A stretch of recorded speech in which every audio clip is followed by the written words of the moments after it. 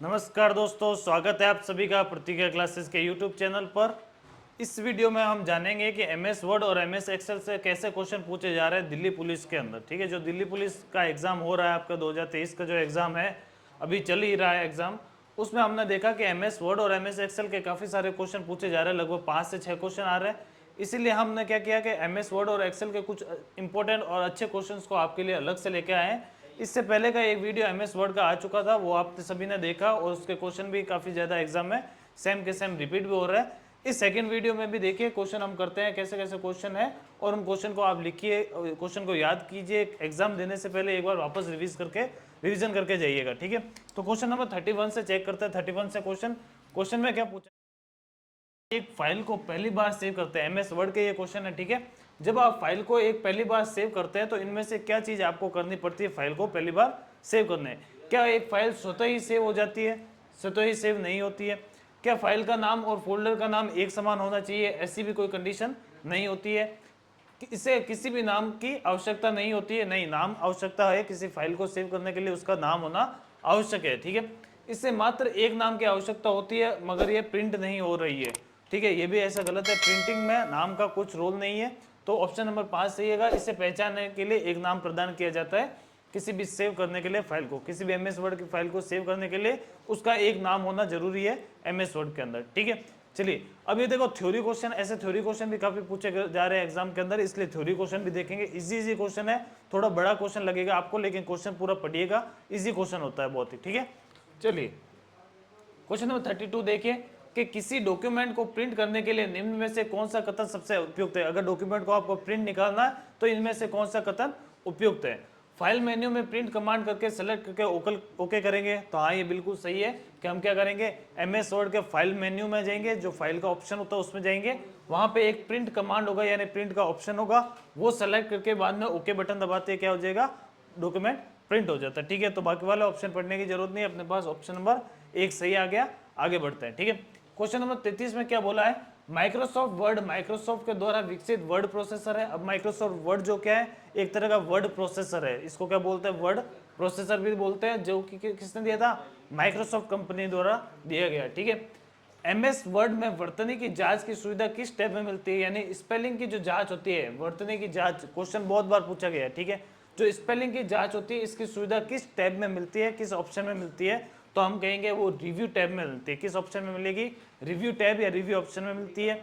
इसका एक और क्वेश्चन पूछा जाता है कि वर्तनी की जांच करने की शॉर्टकट कुंजी क्या है? क्या है शॉर्टकट कुंजी? तो हम बोलेंगे F7। क्या है? F7। F7 से आप क्या कर सकते हैं, कोई भी स्पेलिंग चेक करने की शॉर्टकट कुंजी है F7। ठीक है, नेक्स्ट क्वेश्चन में बढ़ते हैं। क्वेश्चन नंबर 34, क्वेश्चन में बोला है वर्ड के पेज मार्जिन कैसे बदल जाता है? यानी वर्ड का जो पेज का मार्जिन है, मार्जिन यानी पेज के आसपास की जगह है, वो हमें अगर बढ़ानी हो या कम करनी हो तो वो कैसे कर सकते हैं? तो सिंपल सा क्या होता है कि रूलर पर मार्जिन की सीमाओं को ड्रैग करके, यानी एक रूलर बार होगा, मान लो ये पेज है आपका एमएस वर्ड का, तो यहाँ पे एक रूलर बार होता है और ऊपर की तरफ रूलर बार होता है। माउस की सहायता से क्या करेंगे, इस रूलर बार पे जो स्केल होती है उसको ड्रैग करके, यानी स्केल को कम ज्यादा करके मार्जिन बढ़ा या कम कर सकते हैं। ठीक है, तो अपने पास ऑप्शन नंबर सही हो जाएगा 3, रूलर बार की पेज, रूलर पर मार्जिन की सीमाओं को ड्रैग करके, यानी मार्जिन की सीमा ज्यादा या कम करके। ठीक है, क्वेश्चन नंबर 35 देखिए, कंप्यूटर में टास्क बार कहाँ स्थित होती है? टास्क बार कहाँ स्थित होगी, ऐसा क्वेश्चन भी पूछा जा रहा है बार बार कि कौन सी बार कहाँ होगी, टाइटल बार कहाँ होगी, स्टेटस बार कहाँ होगी, टास्क बार कहाँ होगी? तो टास्क बार जो होती है वो कंप्यूटर के विंडो के सबसे नीचे की तरफ होती है, सबके से नीचे की तरफ जो बार होगी उसको क्या बोलेंगे, टास्क बार बोलेंगे। ठीक है, तो कौन सा ऑप्शन सही हो जाएगा, सबसे ऊपर की तरफ होती है? नहीं, सबसे ऊपर की तरफ नहीं होती है। क्विक लॉन्च टूल बार पर, ये भी गलत है, स्क्रीन के सबसे नीचे भाग की तरफ होगी, तो बी ऑप्शन अपने पास सही हो जाएगा, 2 नंबर ऑप्शन अपना सही होगा। ठीक है, और अगर आपको पूछे टाइटल बार कहाँ होती है तो आप बोलेंगे सबसे ऊपर की तरफ टाइटल बार होती है। आपको बोले स्टेटस बार कहाँ होती है तो टास्क बार के जस्ट ऊपर क्या होती है, स्टेटस बार होती है। ऐसे क्वेश्चन पूछे जा रहे हैं एग्जाम के अंदर। ठीक है, चलिए क्वेश्चन नंबर 36 देखिए, टेक्स्ट में आपकी पोजीशन को कौन दिखाता है? मान लो आप एमएस वर्ड पे कहीं काम कर रहे हो, पूरा डॉक्यूमेंट आपने लिखा है, ये एक डॉक्यूमेंट है, यहाँ आपने बहुत चीजें लिखी है, तो अगर आप अभी यहाँ पोजीशन पर हो तो इस पोजीशन को कौन दिखाएगा कि आप यहाँ पे स्थित हो? तो एक ब्लिंकर होता है। ब्लिंकर यानी क्या होता है, एक ऐसे खड़ी पाई होती है, एक डंडी होती है जो क्या करती है, ब्लिंक करती रहती है, यानी झपकती रहती है, तो उसे बोलते हैं ब्लिंकर। तो वो दिखाता है आपकी पोजीशन को। ठीक है, तो ए नंबर ऑप्शन अपना सही हो जाएगा। क्वेश्चन नंबर 37 बात है, क्वेश्चन में बोला है कि वर्ड में कॉलम डेटा बनाने के लिए आपको क्या पढ़ना पड़ेगा, मतलब आप एमएस वर्ड पे काम कर रहे हो और आपको एक कॉलम बनाना है। कॉलम मीन्स क्या हो गया, क्या आपको क्या करना है, जहाँ मान लो एमएस वर्ड ये है, आपको एक कॉलम बनाना है, यानी यहाँ पे आपका डेटा लिखा जाना चाहिए, आपका डेटा सब यहाँ आना चाहिए, यहाँ नहीं लिखा जाना चाहिए। तो आप क्या करोगे, स्पेस बार को दबाते रहेंगे जब तक यहाँ डेटा यहाँ नहीं आ जाता, यानी आंकड़े या वर्ड यहाँ नहीं आते। तो अपन क्या बोलेंगे, जब तक कर्सर कोई इच्छित स्थान पर ना पहुंचे तब तक लगातार टैब दबाते रहेंगे, नहीं टैब नहीं दबाएंगे, हम क्या दबाएंगे, इच्छित स्थान पर पहुंचने के लिए तब तक स्पेस बार को दबाएंगे। किसको दबाएंगे, स्पेस बार को दबाएंगे। 4 नंबर ऑप्शन अपना सही होगा। आगे बढ़ते हैं, क्वेश्चन नंबर 38 पे आइए। क्वेश्चन नंबर 38 में बोला है यदि सेव हुई फाइल एडिट की गई है, यानी कोई फाइल है जो सेव की गई थी, उसको आपने अब क्या किया, एडिट किया, यानी उसमें कुछ चेंजेस किया है, तो क्या इसको वापस सेव करना पड़ेगा। क्या बोला, इसे पुनः सेव करने की आवश्यकता नहीं है, नहीं ये गलत है, अपन को पुनः सेव करना ही पड़ेगा। ठीक है, यदि किए गए परिवर्तन स्वतः ही सेव हो जाते हैं, नहीं स्वतः सेव नहीं होते हैं। यदि फाइल में एक से अधिक पेज है तो फाइल तभी सेव होगी, नहीं तो नहीं होगी, नहीं एक पेज होगा तो भी फाइल सेव हो जाती है। इसका नाम अवश्य ही बदल जाएगा, क्या इसका नाम अवश्य बदलेगा, नहीं जरूरी नहीं है, आप सेम नाम से भी सेव कर सकते हो। तो 5 नंबर ऑप्शन अपना सही होगा, जिसमें लिखा हुआ है कि फाइल में किए गए परिवर्तन को स्टोर करने के लिए फाइल को सेव करना आवश्यक है, यानी वापस उसको सेव करना पड़ेगा आपको फाइल को। ठीक है, ठीक है। क्वेश्चन नंबर 39 में जाते हैं। क्वेश्चन नंबर 29 में क्या पूछा गया कि पेज पृष्ठ पर शब्द कैसे आएंगे, इसके लिए क्या शब्द है, यानी जो आपका पेज है, एमएस वर्ड का कोई पेज है, इस पेज पे शब्द कैसे लिखे जाएंगे, यानी अक्षर कैसे होंगे, तो उसको कौन दर्शाता है, तो हम उसे क्या बोलेंगे, वो बोलते हैं टेक्स्ट फॉर्मेटिंग, यानी अक्षर की फॉर्मेटिंग, यानी अक्षर का चुनाव कैसे करना है उसे बोलते हैं टेक्स्ट फॉर्मेटिंग। ठीक है, चलिए नेक्स्ट क्वेश्चन बात है। क्वेश्चन नंबर 40 बोला है वर्ड में टेक्स्ट की फॉर्मेटिंग करते समय ग्रुपिंग में क्या कार्य किया जाता है, यानी अगर आपको टेक्स्ट की फॉर्मेटिंग करनी है, टेक्स्ट को फॉर्मेट करना है, यानी चेंज करना है कैसे भी, तो इनमें से किस में जाएंगे आप टेक्स्ट की फॉर्मेटिंग करने के लिए, तो सिंपल सा आंसर मैं बताऊंगा कि आप क्या करेंगे, इंडेक्स या कैरेक्टर्स और टेबल्स, इसके अंदर जाके क्या कर सकते हैं आप, उसकी फॉर्मेटिंग चेंज कर सकते हैं। तो ऑप्शन नंबर 4 अपना सही होगा, बाकी ऑप्शन गलत है। ठीक है, चलिए 41 नंबर क्वेश्चन पर आते हैं। फॉर्मेट्स के उस सेट को क्या कहते हैं जिसका एक नाम होता है और उसे सेलेक्ट किए गए टेक्स्ट पर तेजी से अप्लाई किया जा सकता है, यानी एक फॉर्मेट का ऐसा सेट जिसका कुछ ना कुछ नाम होगा और उससे अपन क्या कर सकते हैं, एग्जैक्टली एकदम से क्या कर सकते हैं, टेक्स्ट चेंज कर सकते हैं। तो उनमें से क्या बोलते हैं इसको, ठीक है, तो हम बोलेंगे उसको क्या बोलते हैं, स्टाइल्स। क्या बोलते हैं, स्टाइल, यानी जो फॉन्ट की स्टाइल होती है जिसमें पहले से क्या करते हैं, कोई फॉर्मेटिंग कर रखी होती है, उसको डायरेक्ट हम क्या करते हैं, वहां से उठाकर अपने डॉक्यूमेंट में डाल सकते हैं, तो उसे बोलते हैं स्टाइल। ठीक है,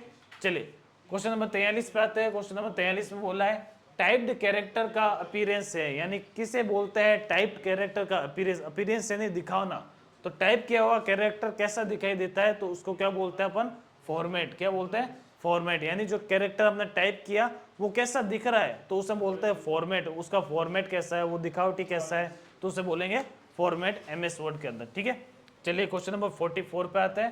क्वेश्चन नंबर 44 में बोला है डॉक्यूमेंट के टेक्स्ट को दाएं और बाएं दोनों हाशियों यानी मार्जिन पर कौन सा जस्टिफाई अप्लाई होता है, यानी आप मान लो दाएं और बाएं दोनों तरफ से क्या करना है आपको, एग्जैक्ट एक तरह करना है। जैसे मान लो ये आपका एमएस वर्ड का कोई डॉक्यूमेंट था, यहाँ आपने कुछ लिखा है, आप चाहते हैं कि इसके दाएं और बाएं यानी दोनों जगह क्या हो कि एक अच्छा सा मार्जिन हो, एक सेम मार्जिन हो, तो इनमें से कौन सा आप अलाइनमेंट करेंगे, तो हम बोलेंगे उस अलाइनमेंट को क्या बोलते हैं, जस्टिफाई। उस अलाइनमेंट को क्या बोलेंगे, जस्टिफाई, जिसके अंदर क्या होता है, टेक्स्ट आराम से बांट जाता है और लेफ्ट और राइट का क्या होता है, अलाइनमेंट एक जैसा होता है और मार्जिन एक जैसा होगा। ठीक है, चलिए क्वेश्चन नंबर 45 देखिए, बोला है निम्न में से कौन सा text alignment word processing software में उपलब्ध है जो कि लेफ्ट मार्जिन को एडजस्ट करता है जबकि राइट मार्जिन किसी भी तरह का हो।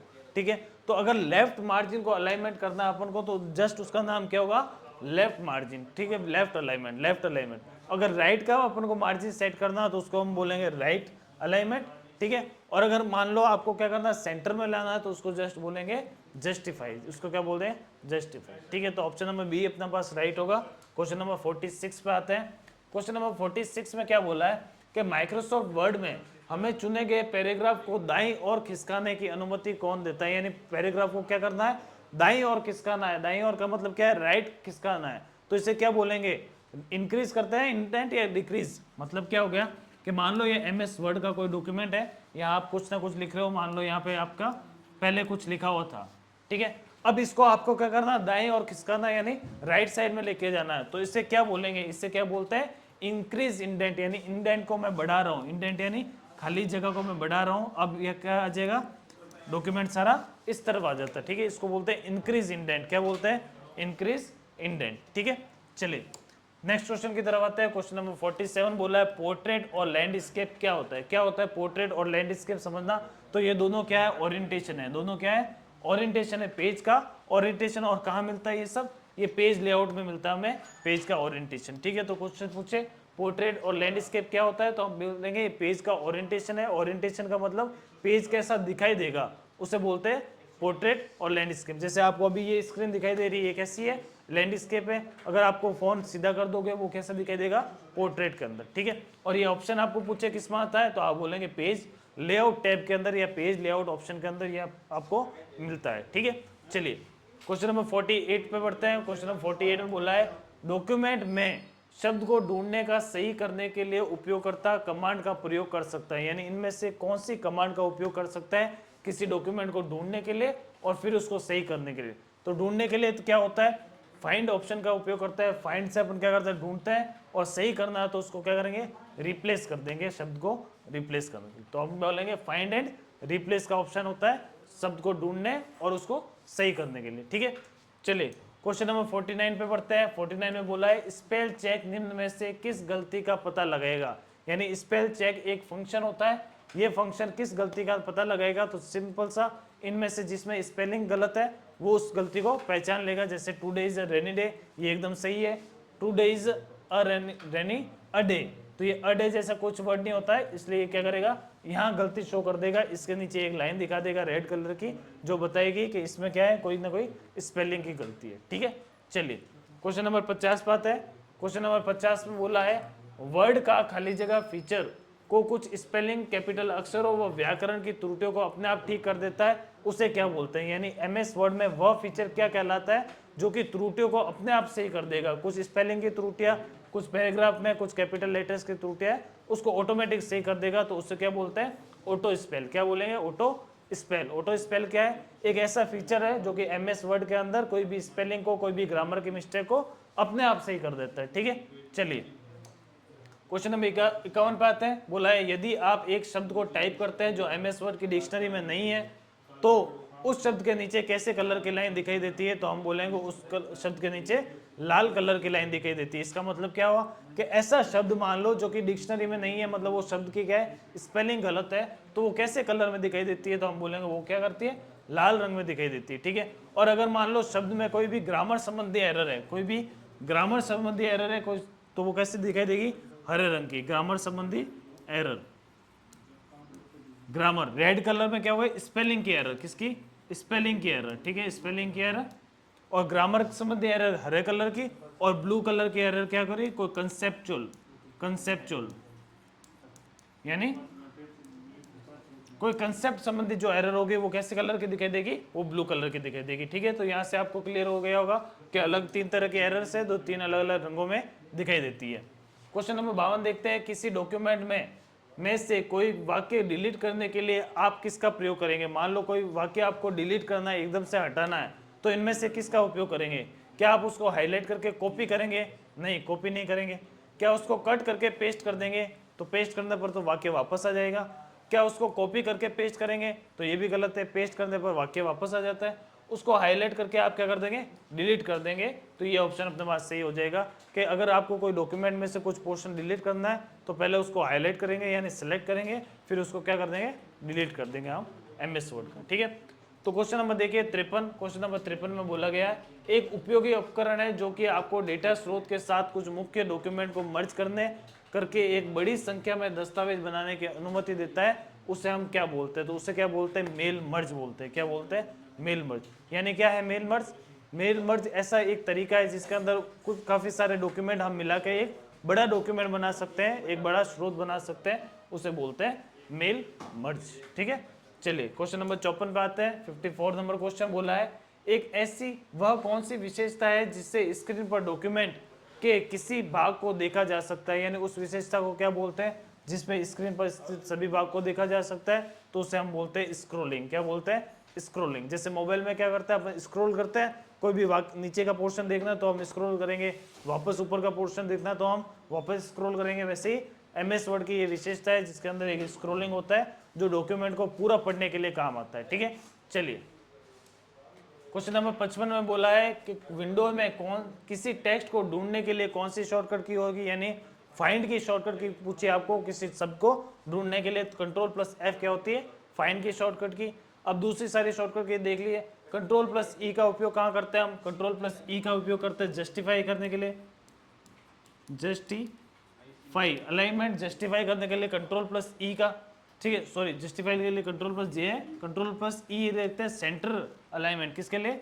Centre alignment, centre alignment. Ctrl+A select all, select all. Ctrl+F file को सेव करना, Ctrl+F फाइल को ढूंढना, और Ctrl+D यानी फिल डाउन, यानी कोई भी डॉक्यूमेंट में डाउन की साइड में आपको कोई भी टेक्स्ट लिखते हो तो उससे बोलते हैं फिल डाउन। ठीक है, चलिए नेक्स्ट क्वेश्चन पे आते हैं। क्वेश्चन नंबर 56 में पूछा गया है कि किसी डॉक्यूमेंट की अंतिम लाइन पर जाने के लिए क्या शॉर्टकट की होगी। मान लो आप डॉक्यूमेंट में कहीं पे भी हो, डॉक्यूमेंट की सबसे लास्ट लाइन पे आपको पहुंचना है, तो वो कैसे होगा? Ctrl+N बटन दबाएंगे शॉर्टकट की, उससे क्या करोगे आप? डॉक्यूमेंट की अंतिम अक्षर पे पहुंच जाओगे, अंतिम लाइन में पहुंच जाते हो। ठीक है, चलिए क्वेश्चन बोला शॉर्टकट कुंजों का उपयोग कर पैराग्राफ के सेंटर करने के लिए कौन सी शॉर्टकट की होगी, यानी पैराग्राफ को सेंटर में लेके आना, तो उसकी शॉर्टकट क्या होगी? तो Ctrl+E होगी सेंटर की शॉर्टकट की। Ctrl+C नहीं होगी, क्योंकि इस Ctrl+C किसकी होती है? कॉपी की। किसकी होगी? कॉपी की। ठीक है, Ctrl+E किसकी होगी? Centre alignment. Ctrl+L left alignment. Ctrl+राइट राइट अलाइनमेंट की शॉर्टकट की होती है। ठीक है, इजी सी है। चलिए देखिए, कट कमांड के लिए क्या शॉर्टकट की है? कट कमांड के लिए कीबोर्ड की शॉर्टकट की बताइए। तो कट कमांड के लिए आपको पता होगा Ctrl+X क्या करते हैं? कट कमांड के लिए यूज करते हैं, किसी चीज को कट करने के लिए Ctrl+X। कट किसी चीज का Ctrl+A की हो जाएगा अपने पास, Ctrl+A हो जाएगा select all, select all. Ctrl+Z undo, undo. Ctrl+Y redo, और Ctrl+W यानी क्या होगा? क्लोज करने के लिए, कोई भी विंडो को क्लोज करने के लिए। तो ये सब शॉर्टकट की के क्वेश्चन है, एक ना एक क्वेश्चन पूछा जा रहा है, ध्यान रखेंगे शॉर्टकट की से संबंधित क्वेश्चन। चलिए 59 नंबर क्वेश्चन पूछा है Ctrl+Home कुंजी का प्रयोग कर्सर का डॉक्यूमेंट में कहाँ पहुंचा देता है। तो हमने अभी पढ़ा कि Ctrl+End का उपयोग करेंगे तो डॉक्यूमेंट के लास्ट में पहुंच जाएंगे, Ctrl+Home का उपयोग करेंगे तो डॉक्यूमेंट के सबसे स्टार्टिंग में पहुंच जाएंगे, यानी सबसे ऊपर की तरफ पहुंच जाएंगे, सबसे आरंभ में, ऊपर भी नहीं, सबसे आरंभ में। तो ये वाला अपना नहीं होगा, आरंभ में पहुंच जाएंगे। ऑप्शन नंबर 3 सही होगा, सबसे आरंभ में पहुंच जाते हैं Ctrl+Home यूज करके। ठीक है, चलिए देखिए 60 नंबर क्वेश्चन में क्या बोला है? समग्र डॉक्यूमेंट सेलेक्ट करने के लिए निम्न में से कौन सी शॉर्टकट की यूज करेंगे? तो मैंने बोला Ctrl+A का यूज करते हैं अपन पूरे डॉक्यूमेंट को सेलेक्ट करने के लिए। ठीक है, तो ये क्वेश्चन थे अपने पास 31 से 60 नंबर क्वेश्चन तक एमएस वर्ड के क्वेश्चन थे, इंपॉर्टेंट क्वेश्चन है, एग्जाम में पूछे जाने लायक क्वेश्चन है। तो क्वेश्चन को बार बार रिपीट करना, एग्जाम से पहले वापस वीडियो को देख के जाना, क्वेश्चन को भूलना नहीं है, एग्जाम में आ सकने वाले क्वेश्चन थे ये। धन्यवाद।